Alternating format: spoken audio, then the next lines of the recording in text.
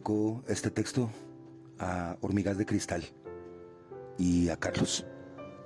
Onetti es igual a Sófocles. Leer los adioses es como leer Edipo Rey. No les sobra ni les falta nada, dice Carlos Castillo Quintero en un atardecer sobre esa línea divisoria entre beber el último café y pedir la primera cerveza. Estamos en Caramelo, un bar que ya no existe, en una tunja que se evaporó mientras llegan las primeras parejas de universitarios a iniciar la juerga, a seguir discutiendo sobre cómo van a organizar la revolución. Es 1999 y él ha venido al bar a pulir un relato, a leer los poemas de Fernando Charly Lara, algún texto breve de Jorge Luis Borges, o a escuchar las preguntas de un puñado de muchachos que quieren ser poetas y que desobedecerán sus consejos, solo porque él mismo, hace unos días, les propuso un desafío relacionado con quién hará más carambolas sobre la mesa de billar, es decir, sobre una hoja de papel manuscrita. En la fotografía del libro me parezco a mi hermano. Mejor dicho, no soy yo el que aparece ahí, sino mi hermano. Agrega mientras fuma y bebe despacio su cerveza. Es 2007, todavía 1999, o incluso ese lejano 1994 de la fotografía, en donde el hermano se antepone al escritor en el libro 9 escritores boyacenses. Estamos en un bar recién inaugurado, El Jarro, en Duitama, y discutimos verso por verso, casi adjetivo por adjetivo, los textos que conformarán Sin el azul del día. Uno de los poemas menciona a los Ocobos, a la madre y a Miraflores, el pueblo en donde nació Carlos y del cual, a mediados de los años 80, salió con el propósito de iniciar su transhumancia, o su desarraigo, nunca se sabe. Piense en un personaje que tenga una multitud dentro de la cabeza, dice, mientras subimos la empinada calle consistorial, desde la plaza de mercado hasta el parque principal de Miraflores. Vamos rumbo al Mary Roget, bar en donde, bajo unos parasoles, se sienta el viejo Mr. Clevens de Monina, su cuento, y también el narrador de Verano Feliz, sin sospechar que acaba de dialogar con su padre por última vez. El padre del narrador, de hecho, desciende hasta el mercado y el matadero en ese relato. Nosotros estamos realizando el mismo recorrido, aunque a la inversa. Lo del personaje que es Legión será el punto de partida de la novela Gente rara en el balcón. Es 1985. Nos aproximamos al Mary Roget. Carlos no sabe aún que va a fundar una revista de poesía, Rapsoda, ni que se convertirá en novelista y poeta. Desde luego, tampoco imagina sus primeros días en la tunja a la que llegó siendo muy joven, en el interior de la sombría terminal de transportes, en donde trabajó para sobrevivir. Ahora es de madrugada, como sucede con frecuencia en sus libros, y no hay rumba, sino terror en el centro de Bogotá.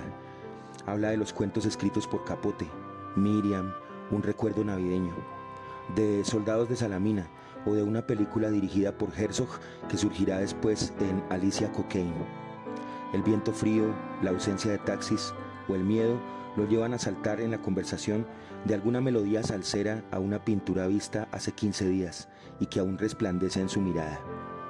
¿Es 2012? ¿Es 2014? El éxodo venezolano, apenas incipiente, alinea el fragor del diálogo. Hablamos de quienes viven viajando, peregrinos, errantes, de un país a otro, de una noche a otra, penas con alma, y del sabor de la palabra calada, un regusto mental y verbal que se podrá constatar en Hormigas de Cristal, novela en donde todos somos extranjeros y nuestro viaje no conoce asiento, porque no hay cómo pagarle al barquero.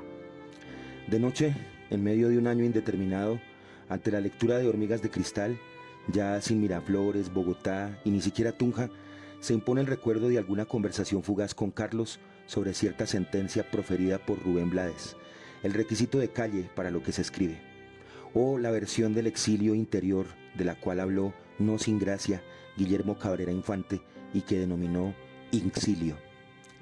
Es esta una lectura necesaria, justo ahora cuando la literatura no es sino un pueril parque temático y tenemos que buscar el coraje de Silvio, el personaje de Ribeiro, que tocaba con maestría para nadie, tal y como lo ha hecho Carlos Castillo Quintero desde la primera página que escribió en su vida.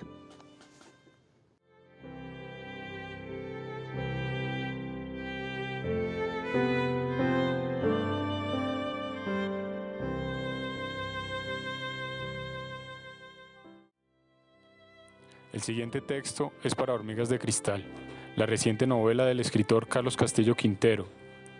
La obra obtuvo la beca de creación de la Alcaldía de Tunja 2023. Escritura de la nostalgia. Dice el epígrafe: era el trozo más oscuro de la calle. Salvador Garmendia. 2023. Otro escenario para la guerra, con antiguos desplazados y nuevos inmigrantes. Algunos guardan valijas de escape cargadas con óvulos para quienes llegan. Cada pueblo paga su cuota a Caronte. Los niños huyen del desastre, como hormigas de cristal atraviesan los hostiles caminos de este mundo, invisibles a la mano del hombre, hasta llegar al planeta Krypton, en donde los gatos vuelan. Novela de la nostalgia, de erosión social, con personajes cercados por la miseria y una devoción nocturna por la felicidad, cueste el rigor que cueste. Carlos Castillo Quintero presenta en Hormigas de Cristal a un desesperanzado José, quien pareciera no tener afán por decidir su camino, que vaga y se asoma, como boyerista, por calles en donde para él todo es espectáculo y especular. Un hombre que se siente desusado por el tiempo, el sexo y el amor, afligido al verse prisionero dentro de su propio cuerpo en donde se marchita. Por eso recoge uñas por las aceras, las de Luis Guillermo, las de Mariana, no las de cualquiera, para que sus días adquieran sentido, o eso cree él. Este libro carga con esa tristeza del desterrado que es desterrado de su destierro, palabras de Reinaldo Arenas, escritas desde su amarga derrota del desencanto en Nueva York, y que José, el narrador, retoma, derrotado en el tablero de juego, fraccionado entre las figuras que lo rodean, se aferra a la memoria y finge saber la respuesta que lo descifra. Exiliado de todo, José deambula por sórdidas calles que Carlos Castillo Quintero conoce bien y que recrea en esta obra, con una atmósfera precisa y la cuidadosa poética que acostumbra en su oficio.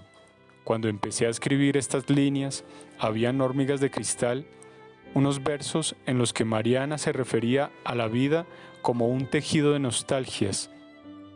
Esos caracteres fueron rechazados, desahuciados y eliminados por el autor. Aún así, en la novela permanece aquella esencia de lo que ha sido escrito desde la nostalgia. El viejo Caronte detiene su barca y sonríe. A leguas se nota que no tiene prisa. Para él todos tenemos la misma edad, escribe Castillo Quintero con el corazón taciturno. Pienso en los niños que hoy mueren en Gaza, en los que murieron ayer en Venezuela y en Colombia, y los que sin misericordia van a morir mañana. Ha de saberse que para el viejo Caronte todos tenemos la misma edad y que cada pueblo paga su cuota.